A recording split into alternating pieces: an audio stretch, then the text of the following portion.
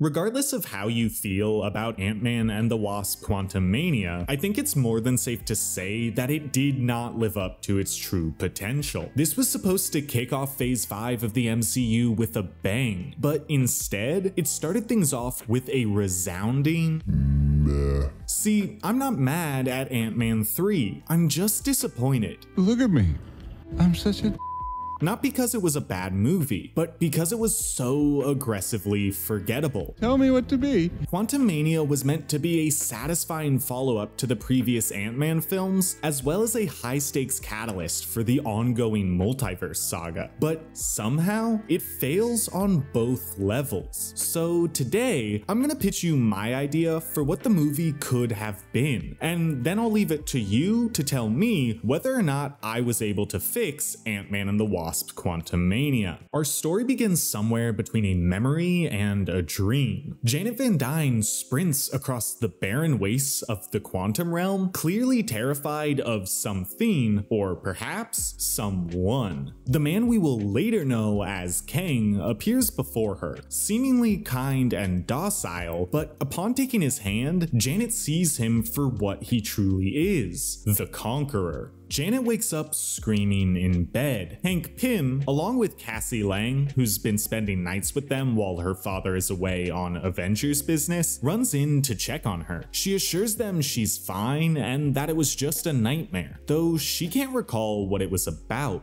Actually, now that she thinks about it, she can't remember any of her dreams since returning from the quantum realm. This would be how you excuse Janet never warning them about Kang, essentially saying that extended time in the quantum realm interferes with both your memory and subconscious. We cut over to Hank and Cassie in the garage, which also happens to be where the quantum portal van is currently residing. Wonder if that'll be important later. They're hard at work on Cassie's science fair project, modifying consumer-grade radios with Pym tech in an attempt to bring interstellar communication to regular people. Unfortunately, when they try to shrink the radio back to normal size, the Pym disk malfunctions, causing the device to go subatomic and disappear. Luckily, Hank made a replica of the device just in case anything like this happened. The next day, we open on a shot of planet Earth in its entirety. We zoom in closer and closer. Asia, Madripoor, Hightown, all the way down to a cobblestone street where a tiny Scott Lang in full Ant-Man attire sprints after a group of thugs. It's revealed that Hydra sympathizers are running a false flag operation, posed as flag smashers, and are planning on detonating an explosive device. But Scott isn't running this op alone. Up in the skies, Sam Wilson, the new Captain America, feeds intel to Scott, who enters the device in order to disarm it. From Scott's perspective, it's a deadly labyrinth of sparks and circuitry. Think Amazing Spider-Man 2 or the Coruscant chase in Attack of the Clones. It's an awesome action sequence watching him nimbly navigate the maze, complicated by the fact that Cap is now fighting the bad guys, causing the device itself to be jostled around violently. But all the same, Scott reaches the explosive's core and defuses the device. As he returns to normal size, he finds that Sam has already defeated the bad guys, and the mission was a success, but his problems are just beginning. A text from Hope informs him that Cassie's science fair is about to start, prompting Scott to awkwardly ask Sam if he can get a ride back home. Sam understandably replies, "Come on man, I'm Captain America, not an Uber." Of course, we immediately cut to a tiny Scott riding on Sam's back as he soars over the skyline of San Francisco. Scott arrives outside Cassie's school, but he's already too late. The science fair has concluded, and Cassie walks out with the rest of her family, having won a blue ribbon. As an apology, Scott offers to buy everyone ice cream, but Cassie explains that she hasn't eaten dairy in years. Scott's confused by this though. "What are you talking about? We got ice cream every day just last summer." To which Cassie replies, "Dad, last summer for you was 6 years ago for me." The whole family has a celebratory dinner at Scott's house, and Cassie drops the news that NYU is trying to recruit her for their early admissions program. Of course, everyone is thrilled except Scott, who unintentionally implies that Cassie does not know how to take care of herself. Cassie pointedly remarks that she got by on her own just fine for those 5 years, and with that, the good vibes are gone. As Hank and Janet head out, taking Cassie's project with them, Scott's ex Maggie helps with the dishes in the kitchen. Scott can't seem to understand why things aren't the same between Cassie and him, but Maggie points out the whole world changed while we were gone, Cassie included, but she still loves you, even if she has a funny way of showing it.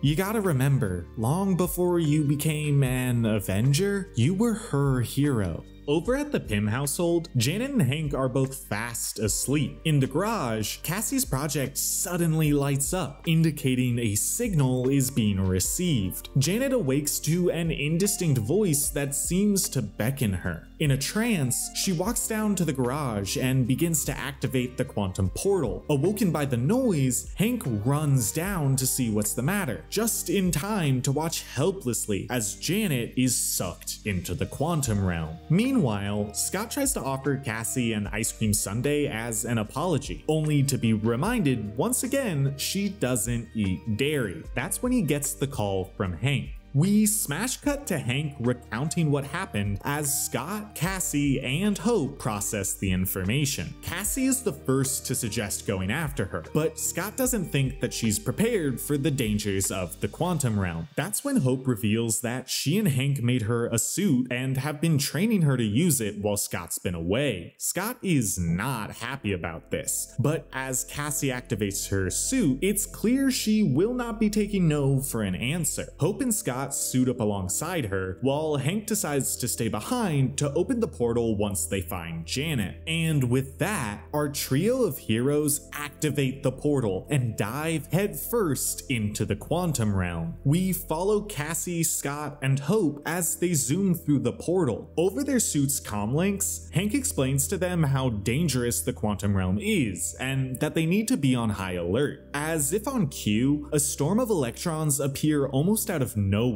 electrifying all three heroes, disabling their comlinks, and knocking Scott out cold. Sometime later, Scott wakes up in a dense forest within the quantum realm. Cassie and Hope are nowhere in sight, but something else is close by. A pair of quantum creatures, somewhere between a displacer beast and a quantum asteroid, stealthily creep up on Scott. They phase from one point in space to the next, seemingly at random. Scott tries to look directly at them, but they always manage to remain at the edge of his peripheral vision. As they pounce, easily overwhelming Scott, we begin a sequence where we're locked into the POV from within his helmet. The quantum creatures tried to bite through his mask, but just before his visor cracks, something distracts them. We hear the distinct sound of Pymtech shrinking and growing until someone pops up back to back with Scott. He tries to look to see who it is, but a distorted voice tells him not to turn around, explaining, "These creatures hide in your peripheral vision. Back to back, that only leaves 2 angles of attack." The voice counts down from 3, 2, and on 1, they throw a jab simultaneously, connecting hard with each of the beasts and scaring them away. Scott turns around to find Cassie standing right in front of him. Her suit appears upgraded, and she now sports a distinct scar across the right side of her face. Cassie catches her dad up, explaining that she's been here for what feels like 3 weeks by her estimations. In that time, she's dealt with quite a few of these creatures, and modified her suit to track the radiation that comes from traveling in and out of the quantum realm, which is how she found Scott. Losing even more time with Cassie isn't easy for him, but Scott can't deny that she seems to be taking care of herself just fine. Cassie thinks she might have a lead on where Hope is, as she's been following a particularly strong radiation signature for about 3 days now. Scott agrees that it's their best shot at finding Hope, but urges Cassie to stay close to him. The two travel together, passing through several visually distinct biomes, eventually coming across a small shantytown. basically the quantum realm's Mos Eisley. They enter what appears to be a bar, and while the patrons all are humanoid, Cassie and Scott stick out as the only actual humans. The bartender explains that they don't serve those from the upper realms, leading Scott to inquire about how many other humans they've encountered down here. No one gives up any information though, and the tension quickly escalates. To Scott's surprise, Cassie is the first one to throw a punch, leaving Scott no choice but to join in. The two exchange fighting tips while brawling with the patrons, and it definitely looks like they're winning, right up until the bartender uses 2 of his 6 tentacles to constrict our heroic duo, and the other 4 arms to hold them at gunpoint. However, just then, a bolt of energy melts through the bartender and he disintegrates. A squad of Kang's robotic sentries enter the bar, weapons pointed at everyone but Scott and Cassie. That's when the guards inform them that their presence has been requested by the mighty Kang. Cut to our heroes on the deck of a hovercraft as they approach Kang's castle. It's a hyper-advanced fortress far away from any quantum civilization. Cassie reveals that the closer they get to the fortress, the closer they get to the signal she was tracking. Inside the fortress, Scott and Cassie are told to wait in the center of a large spherical room. A pretentious but admittedly hype announcement echoes throughout the room, praising the mighty Kang and the many civilizations that he's saved throughout the eons. However, it's abruptly shut down partway through as Kang enters the room. You'll have to forgive the fanfare. I had that made during one of my more egotistical phases. I'm not nearly as impressed by myself nowadays. You, however, have got me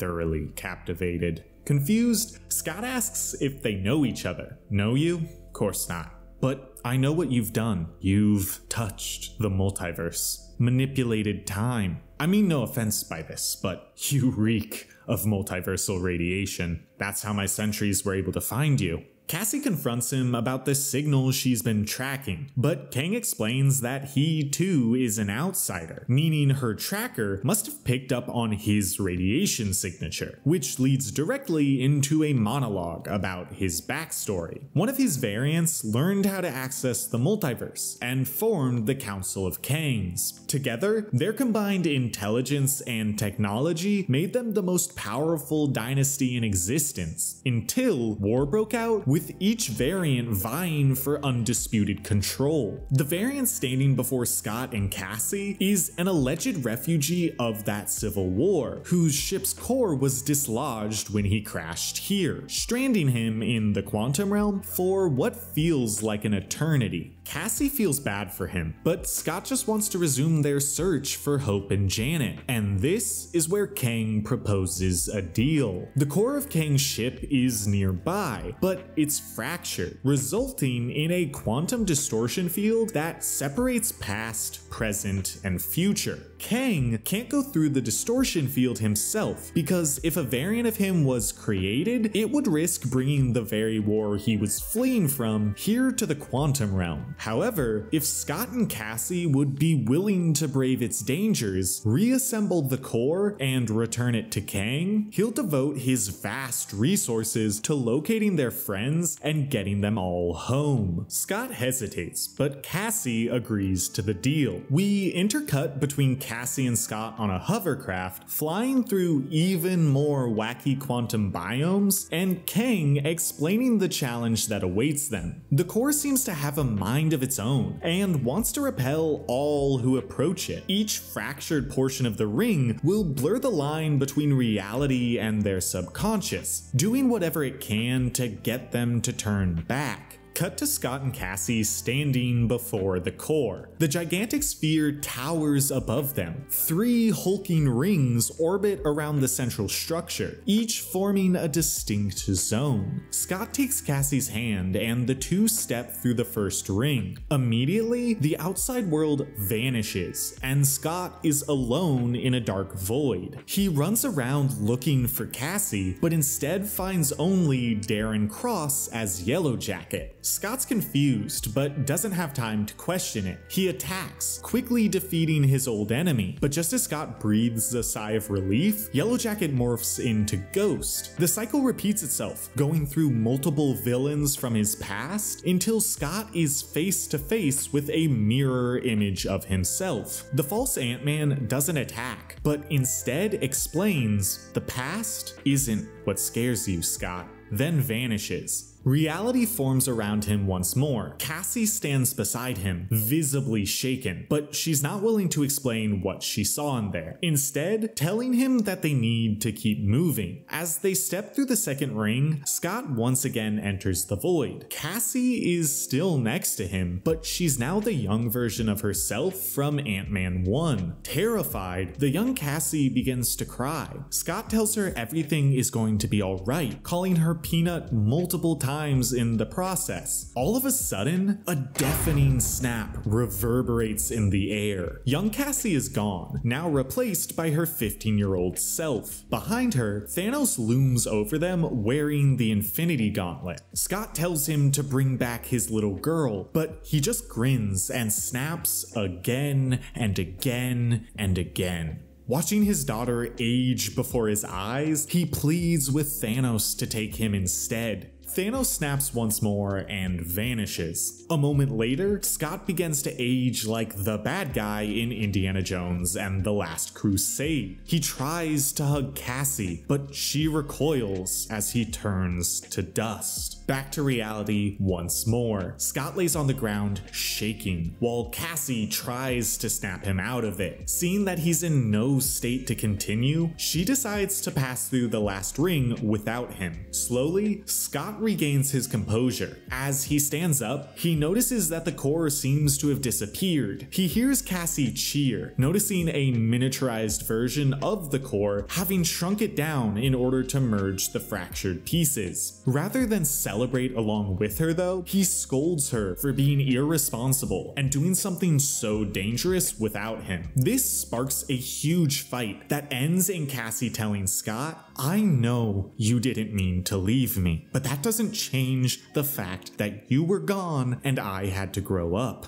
I love you, Dad, but I'm not your little girl anymore." We cut to Scott and Cassie re-entering Kang's fortress, escorted by several guards. Cassie won't even make eye contact with her father, but as they walk through the halls, something in one of the rooms catches her attention, prompting her to ask the guards to escort her to a bathroom. Scott arrives in the spherical room and is greeted by Kang, who eagerly takes the core from him. He places the core into a socket in the wall, and the walls begin to move, revealing that this room is in fact also his ship. When Scott asks about finding Hope and Janet, Kang proposes an alternate deal. "You and I have something in common, Scott. We've both lost a lot of time, but we can get back what was stolen from us. Come with me, and I can make it so you never missed a single day with your daughter. She'll hear the name Ant-Man and think only of Earth's mightiest hero." Scott seems legitimately tempted, but then something clicks. "How do you know Ant-Man? You said you didn't know who we were." Meanwhile, as Cassie is being escorted down a hallway, she shrinks down and sneaks over to a control room where she finds the radio they shrunk at the beginning of the film plugged into the fortress's computer, broadcasting a signal beyond the quantum realm. She sprints to Kang's room to tell her dad it's a trap, but when she arrives, he's already restrained. The guards grab her as well and take them away. As they leave, Kang tells Scott that his offer still stands. Cassie and Scott have their suits confiscated and are thrown into cells where we find Janet and Hope also imprisoned. Janet reveals that upon returning to the quantum realm, her memories of her previous time here have come flooding back to her. She explains that she had encountered Kang previously and had helped him repair his ship before learning his true nature. Instead of being a refugee, this Kang is actually an exile, cast out after starting the multiverse war he claimed to be fleeing from. He considers the multiverse flawed and fractured. In his mind, a fractured multiverse where every possibility exists is utterly pointless. Only once a singular sacred timeline is formed can there be meaning.